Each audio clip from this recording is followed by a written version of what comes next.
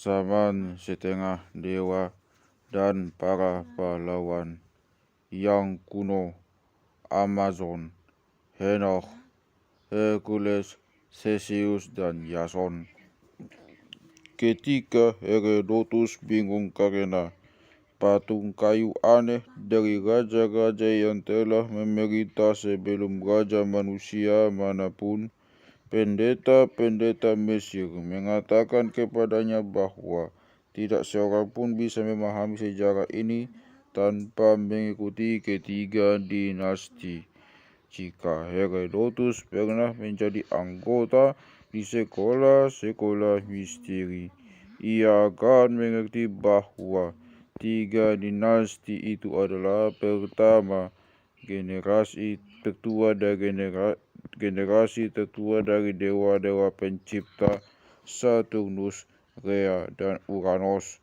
Generasi kedua adalah generasi yang terdiri dari Zeus dan saudara-saudara sekandungnya dan anak-anak mereka seperti Apollo dan Athena. Dan terakhir, generasi setengah dewa dan pahlawan. Dinasti ketiga ini adalah topik dari bab ini.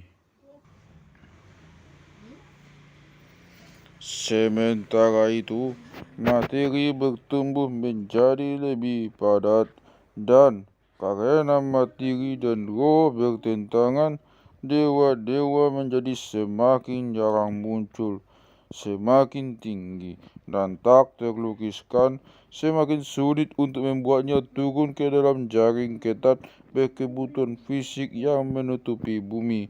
Dewa-dewa seperti Zeus atau Pallas Athena tampaknya membuat kehadiran mereka terasa dan langsung turut campur ke dalam urusan manusia hanya pada saat kritis. Di sekolah-sekolah misteri diajarkan bahwa sebuah perubahan yang menentukan pada arah ini datang kira-kira pada 13.000 tahun sebelum Masehi. Sejak itu, para dewa yang lebih tinggi merasa kesulitan untuk turun lebih rendah dari bulan. Kunjungan mereka ke permukaan bumi menjadi semakin jarang dan singkat. Dipercaya bahwa pada kunjungan-kunjungan itu, secara tidak sengaja, mereka meninggalkan mistletoe, semacam tumbuhan aneh yang tidak bisa tumbuh di bumi, tetapi tumbuh alami di bulan. Tanpa kehadiran dewa-dewa yang lebih besar untuk memeliharanya di bawah, keturunan tidak baik seperti Saturnus yang telah dipenjara di bawah gua mulai merayap naik menuju terangnya siang hari lagi, merajalela di permukaan bumi serta memangsa daging manusia. Perang-perang besar terjadi di antara manusia dan tentara-tentara dari makhluk lain, menyebar dari zaman sebelumnya. Perang antara para Lapith, sebuah suku dari zaman peralatan batu Neolitikum, dan para Centaur, dicatat pada hiasan dinding di Parthenon. Bangsa Centaur telah diundang ke pernikahan pimpinan suku Lapith, tetapi mereka tergoda karena melihat perempuan-perempuan Lapith yang putih, cantik, dan tidak berbulu. Mereka menarik pengantin perempuan itu dan memerkosanya, termasuk pengiring pengantin dan para pelayannya juga.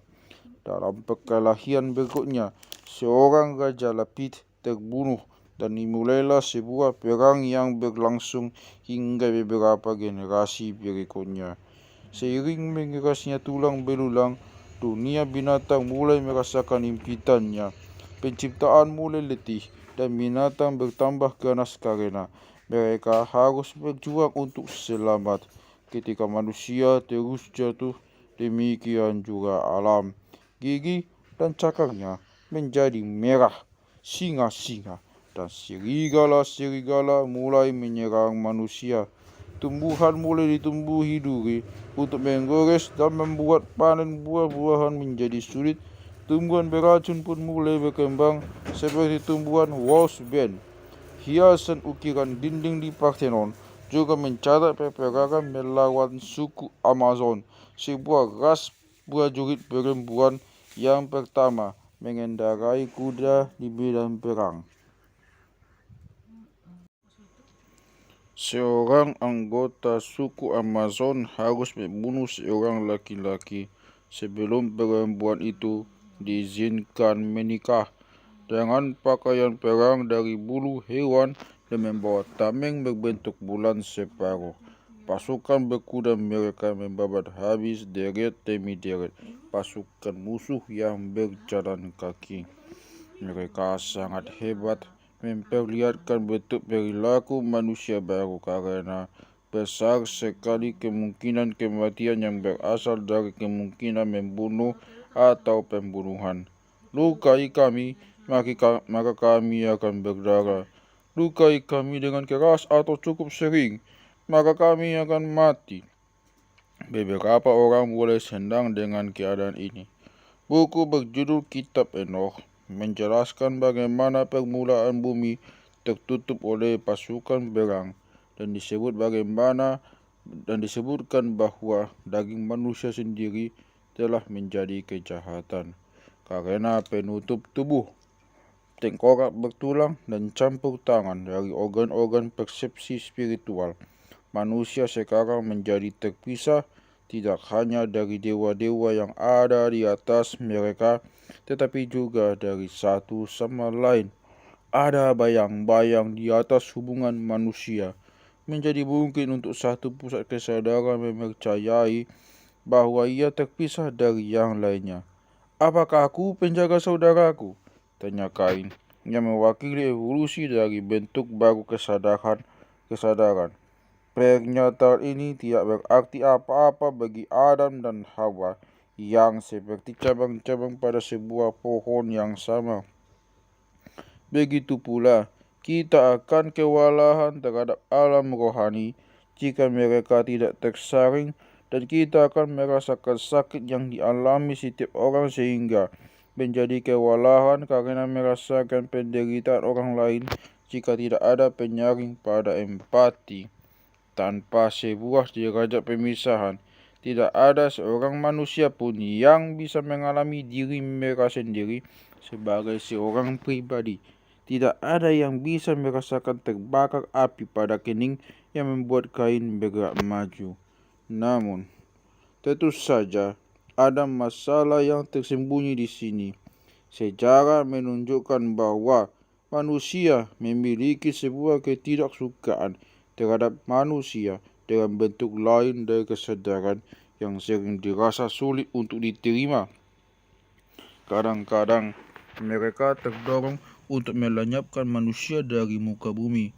Kita hanya perlu mengingat tentang perlakuan orang-orang Eropa terhadap suku Aztec yang nyaris bisa disetarakan dengan genosida terhadap orang-orang aborigin di Australia, atau niat untuk menghabisi kaum Gypsy oleh Nazi. Nanti kita akan melihat bagaimana bahwa sejak zaman Musa, orang-orang Yahudi telah sering berada di depan untuk membuat bentuk-bentuk baru kesadaran. Mereka manusia sekarang dibebaskan untuk membuat kesalahan, untuk memilih yang buruk dan menikmatinya. Hal ini bukan lagi kasus bahwa manusia menerima semua makanan spiritual dari air susu ibu bumi. Hukum alam dan hukum moral bukan lagi hal yang sama.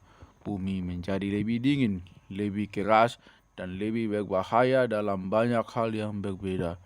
Orang-orang berjuang untuk selamat dan kadang-kadang akan berusaha dengan sangat keras untuk bertahan.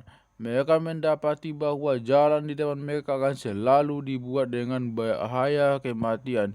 Tetapi jika tidak mengambil jalan itu, mereka akan mati juga. Mulai sekarang dan seterusnya, mereka berani mengambil risiko untuk apa yang mereka hargai, atau mereka akan kehilangan hal itu. Di luar sebuah titik tertentu, tidak ada jalan kembali. Titik itu mereka tahu harus diraih. Mereka mengungkap hal-hal yang tidak nyaman tentang mereka sendiri juga bahwa mereka telah menjadi buta karena dunia baru ini dan memiliki perilaku seperti cangkang keras yang melindungi untuk membuka cangkang dan memperlihatkan sisi peka diri mereka sendiri, sisi yang lebih baik yang bisa membawa mereka ke kehidupan yang sebenarnya lagi. Merupakan proses yang amat sangat sulit yang hanya sanggup dihadapi oleh sedikit orang saja. Dunia menjadi lebih gelap, sebuah tempat paradoks, tempat semua yang berlawanan bertemu dan tempat penuh luka untuk menjadi manusia seluruh dunia yang memerlukan pahlawan. Sosok terbesar dan paling menakutkan keturunan Saturnus akhirnya muncul. Typhon muncul dari laut dan langsung menuju Typhon muncul dari laut langsung menuju Olympus, meludahkan api dari mulutnya dan menghalangi matahari dengan sayapnya yang menyerupai sayap kelelawar. Ia berkepala keledai dan ketika muncul dari laut, dewa-dewa melihat bagian bawah pinggangnya hanya berupa lilitan ribuan ular. Zeus berusaha mengalahkannya dengan menggunakan kilatan petir, tetapi Typhon mengibasnya dengan mudah. Ketika Typhon muncul di hadapannya, Zeus mengayunkan sabit kelabu yang telah digunakan Kronos untuk mengebiri Uranus. Namun tubuh monster yang seperti ular itu membelitkan tubuh ularnya pada tubuh Zeus, melilitnya dengan ketat dan merampas sabit itu darinya. Kemudian dengan menjepit raja segala dewa itu, Typhon memotong semua urat Zeus. Zeus tidak bisa mati dan tidak bisa dibunuh, tetapi tanpa urat-uratnya ia benar-benar tidak berdaya. Typhon mengambil urat-urat Zeus dan bersembunyi di sebuah gua untuk menyembuhkan luka-lukanya. Apollo dan Pan muncul dari kegelapan dan menyusun rencana. Mereka pergi untuk bertemu Cadmus, pahlawan pembunuh naga yang berkeliaran di bumi mencari saudara perempuannya Europa. Zeus telah membawanya pergi dan menyamakannya sebagai seekor lembu putih. Sekarang Apollo dan Pan berjanji kepada Cadmus, jika ia membantu mereka, pencariannya akan berakhir. Pan memberikan serulingnya kepada Cadmus sehingga bisa menyamar sebagai seorang gembala. Pahlawan itu pun meniup serulingnya untuk Typhon yang sedang terluka. Karena belum pernah mendengar musik, Typhon terlena oleh bunyi asing baru itu. Cadmus mengatakan kepadanya bahwa musiknya tidak lebih bagus daripada musik yang dimainkan dengan lira, tetapi sayangnya senar-senar liranya rusak. Typhon memberikan urat-urat Zeus kepadanya, dan Cadmus berkata bahwa ia harus kembali ke guru gembalanya untuk memperbaiki senar liranya. Begitu Zeus mendapatkan kembali urat-uratnya dan mengejutkan monster itu, ia menaklukkannya dan menguburnya di gunung Etna.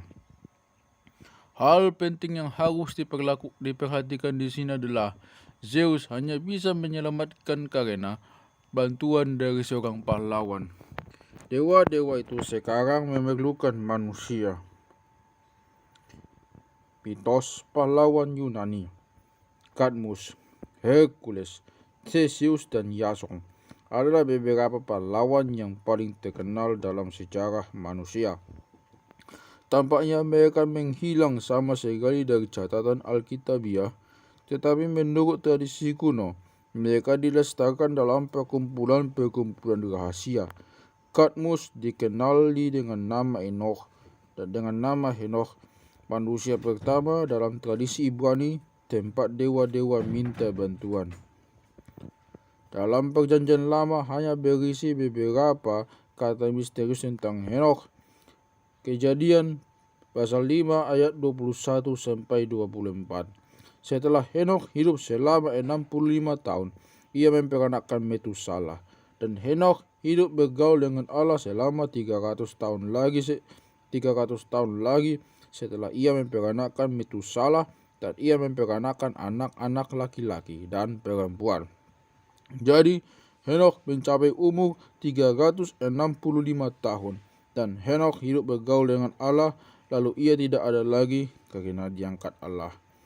Ada sedikit lagi untuk dilanjutkan di sana, tetapi seperti yang telah kita lihat, ada sebuah tradisi literer tentang Henokh dalam literatur Ibrani, termasuk beberapa buku yang dikutip dalam Perjanjian Baru. Dalam salah satu dari mereka, Book of Jubilees, Henokh dijelaskan sebagai penemuan penulisan The Watchers, tetapi ini terjemahan yang ceroboh. Maksudnya ia menemukan, yang maksudnya adalah invented, menciptakan bahasa itu sendiri. Tradisi Ibrani menampilkan Henokh sebagai sosok asing. Wajahnya bercahaya, membuat tidak nyaman untuk dilihat, dan ia ternyata kehadirannya juga tidak nyaman. Dalam hal ini mungkin mengingatkan kita pada Yesus dari Injil. Ia mengucapkan kata-kata indah dengan cepat, tetapi merasa bahwa ia ingin pergi karena ingin sendirian bersama dengan makhluk-makhluk spiritual agung yang memperlihatkan diri kepadanya. Dalam kesendiriannya, Henokh mampu berkomunikasi dengan dewa-dewa dan malaikat-malaikat dengan jelas yang dengan cepat menghilang pada manusia. Pada awalnya, Henokh akan tinggal selama 1 hari untuk mengajarkan banyak hal, lalu menyendiri selama 3 hari. Kemudian ia hanya melewatkan 1 hari dalam seminggu, lalu menjadi 1 hari dalam sebulan, akhirnya 1 hari dalam setahun. Orang-orang menginginkannya untuk kembali, tetapi ketika ia kembali, wajahnya bercahaya begitu terangnya sehingga tidak nyaman, dan mereka pun mengalihkan tatapan mereka. Apa yang dilakukan Henokh ketika sendirian tidak tidur? Kita akan berulang-ulang melihat bahwa titik balik besar dalam sejarah disebabkan oleh 2 jenis pikiran. Pertama, titik balik muncul ketika para pemikir besar seperti Sokrates, Yesus Kristus, dan Dante berpikir untuk kali pertama tentang sesuatu yang belum pernah ada yang memikirkannya. Kedua, titik balik muncul ketika pikiran-pikiran diterapkan dan dituliskan tak terhapuskan karena mereka melestarikan beberapa kearifan kuno yang terancam punah selamanya. Generasi Yared, ayah Henokh, adalah yang terakhir yang mengalami sebuah visi tanpa jeda dari gelombang penerus dewa-dewa, malaikat-malaikat, dan roh-roh yang memancar dari pikiran Tuhan. Apa yang Henokh pertahankan dalam bahasa pertama dan monumen-monumen batu pertama, lingkaran-lingkaran batu pertua, adalah visi tentang tingkatan makhluk spiritual yang disusun ke atas. Henokh adalah salah satu dari sosok besar dalam sejarah rahasia dunia karena ia memberikan sebuah catatan lengkap tentang apa yang mungkin disebutnya dalam istilah sekarang ekosistem alam rohani. Untuk ini ia diingat bukan saja sebagai Kadmos dalam tradisi Yunani, melainkan juga Idris dalam tradisi Arab dan Hermes Trismegistus dalam tradisi Mesir esoteris. Ia tahu bahwa sebagaimana pikiran melemahkan kesehatan, bahasa melemahkan memori. Ia meramalkan sebuah bencana yang akan menghancurkan segala yang dibuat manusia, kecuali apa yang ada di kepalanya dan monumen-monumen batu yang paling kuat.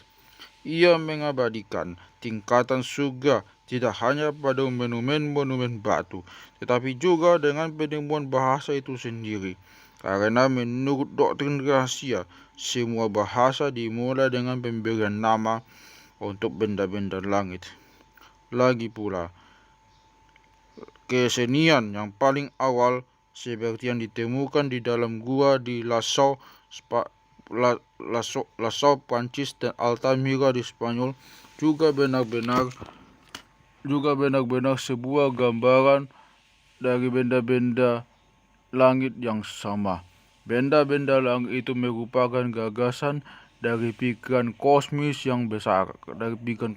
besar, terjadi melalui segala yang ada di kosmos. Bahasa dan kesenian sekarang memungkinkan manusia untuk menggunakan pikiran-pikiran kosmis ini dan mengakui sebagai miliknya. Enoch kembali mundur, mengasingkan diri dan semakin jauh hingga ke gunung yang tanahnya tidak ramah dan sering terjadi badai. Orang-orang yang mengikutinya semakin sedikit. Ia berkata, "Dan mataku melihat rahasia kilat dan petir, juga rahasia awan dan embun. Dan di sana aku melihat dari mana mereka berjalan serta dari mana mereka berasal untuk merendam bumi. Dan di sana aku melihat ruang-ruang tertutup yang membelah angin, serta ruang-ruang yang mengeluarkan kabut dan awan yang bergantung di atas bumi sejak awal. Aku juga melihat ruang-ruang yang mengeluarkan matahari dan bulan, serta kemana mereka pergi." Dalam kitab Enoch menceritakan, buku kitab Enoch menceritakan bahwa dalam akhir visi yang sangat mengerikan itu, ia diajak melihat-lihat surga dari langit surga yang berbeda dan urutan malaikat yang berbeda pula yang tinggal di sana dan seluruh sejarah kosmos. Akhirnya, Henokh berbicara kepada kelompok pengikut terakhirnya yang mampu terus mengikutinya mendaki gunung. Ketika ia berbicara, para pengikutnya mendongak dan melihat seekor kuda turun dari langit dalam pusaran angin.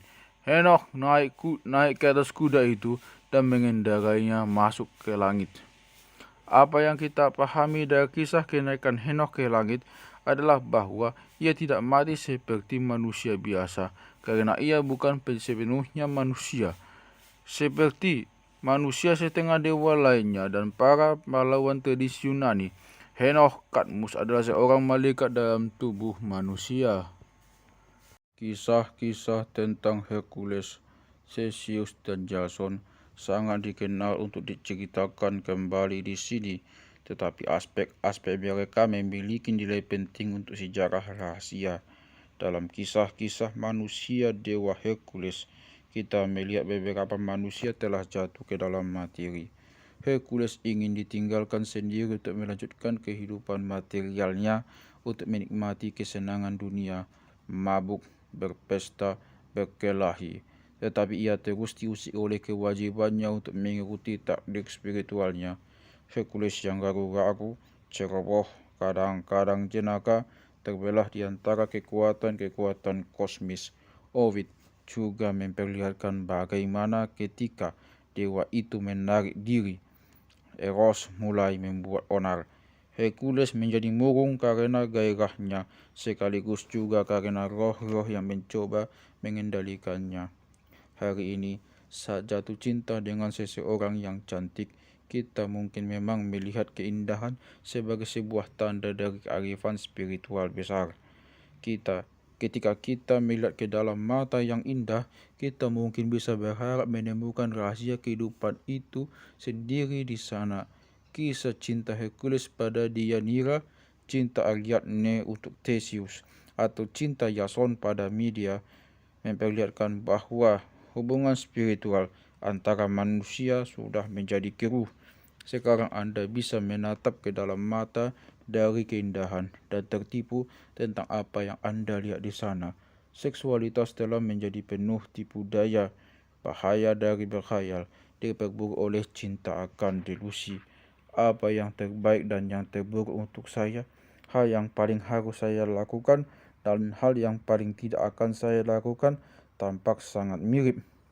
Dalam lubuk hati, saya tahu yang mana, tetapi kemudian sebuah roh kesesatan membuat saya salah memilih. Gangguan fisik selalu mengelilingi keindahan yang agung. 12 perjuangan Hercules memperlihatkan ia bergerak melalui serangkaian ujian, masing-masing diatur untuknya oleh roh-roh berurutan yang menguasai bintang. Itu adalah serangkaian ujian yang dijalani oleh semua manusia, dan pada umumnya mereka menjalaninya tanpa mereka sadari, seperti Hercules. Kehidupan Hercules kemudian menggambarkan kepiluan menjadi manusia. Ia adalah laki-laki biasa terperangkap dalam lingkaran kepedihan. Bagi kepekaan modern, Kenyataan dari sebuah kisah yang berupa perumpamaan membuatnya menjadi penggambaran yang kurang tepat dari kejadian-kejadian yang sebenarnya. Para penulis modern mencoba memeras naskah makna mereka untuk merapikannya supaya diperoleh cerita yang alami.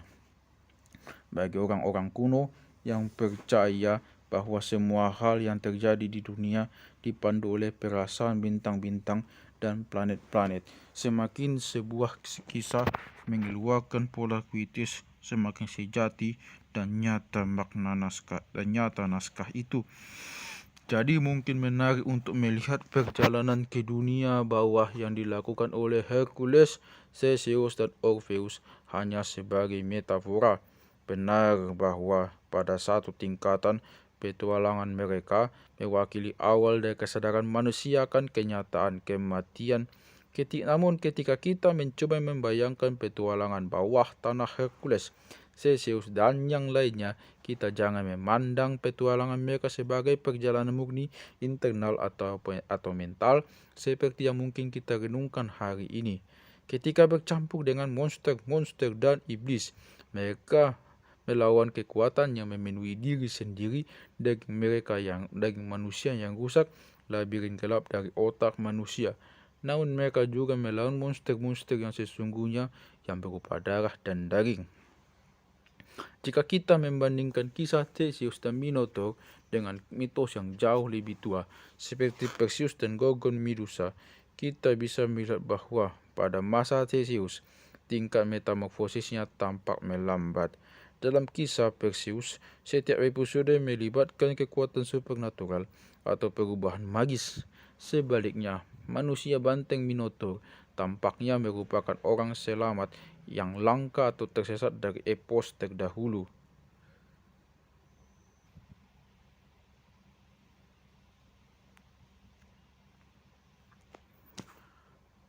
Petualangan terakhir yang dijalani orang setengah dewa dan pahlawan-pahlawan bersama-sama juga harus ditafsirkan sebagai membawa beberapa lapisan makna, termasuk lapisan historis.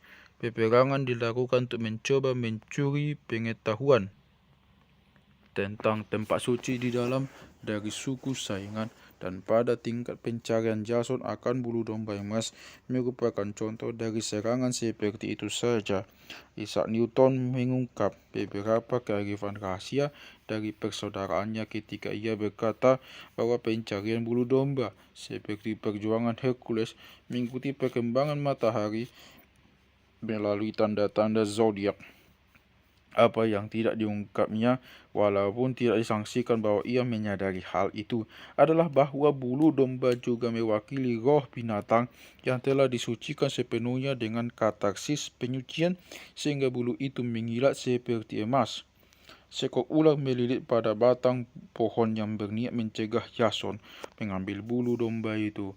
Ular yang merupakan keturunan ular Luciferis yang semula membuat kerusakan ini menjadi fisiologi manusia berlingkar di batang pohon di Taman Firdaus. Akan tetapi, jika Jason berusaha merebut bulu domba dari ular itu, ia akan mendapatkan kekuatan besar untuk dirinya sendiri. Ia akan mampu meminta rohnya untuk meninggalkan raganya seperti yang diinginkan, mampu berkomunikasi dengan bebas dengan dewa-dewa dan malaikat-malaikat seperti orang-orang pada zaman terdahulu. Ia akan mampu mengendalikan fisiologinya sendiri, memengaruhi pikiran orang lain secara telepati, bahkan memindahkan materi. Jadi naskah tentang pencarian Jason oleh Apollonius harus dibaca sebagai manual inisiasi, juga sebagai catatan sejarah sejati. Kita akan melihatnya kemudian bagaimana pada alkimia dari abad pertengahan yang kemudian Newton sendiri bertindak dalam wawasan ini. Jika Anda melihat zaman Henokh ini, Hercules dan Jason dengan mata ilmu pengetahuan, Anda akan melihat tidak satu pun dari peristiwa besar yang dijelaskan dalam bab ini. Anda tidak akan melihat pahlawan-pahlawan atau monster-monster muncul dari laut atau dewa khayalan seperti Zeus atau kekuatan magis hitam menyebabkan runtuhnya kekaisaran. Anda akan melihat hanya ada angin dan hujan yang suram, pemandangan alam terbaik berupa manusianya, sebab beberapa tempat tinggal peri yang tidak mengesankan dan peralatan batu primitif. Akan tetapi, mungkin pengetahuan hanya memperlihatkan apa yang terjadi di permukaan. Mungkinkah hal-hal yang lebih penting terjadi di bawah? Apa yang dilestarikan secara rahasia adalah sebuah memori dari pengalaman subjektif dan dari pengalaman-pengalaman besar yang mengubah jiwa manusia selama zaman itu. Mana yang lebih nyata dan mana yang mengatakan kepada kita tentang kenyataan dari menjadi manusia dalam zaman itu, yang ilmiah atau yang esoteris yang tersembunyi dalam mitos-mitos kuno. Jika ada tingkatan kebenaran atau kenyataan dalam kejadian-kejadian sekarang yang terlewatkan oleh kesadaran akal sehat yang berorientasi ilmu pengetahuan yang kita gunakan untuk mengarahkan jalan melalui kemacetan lalu lintas, pasar swalayan dan surel.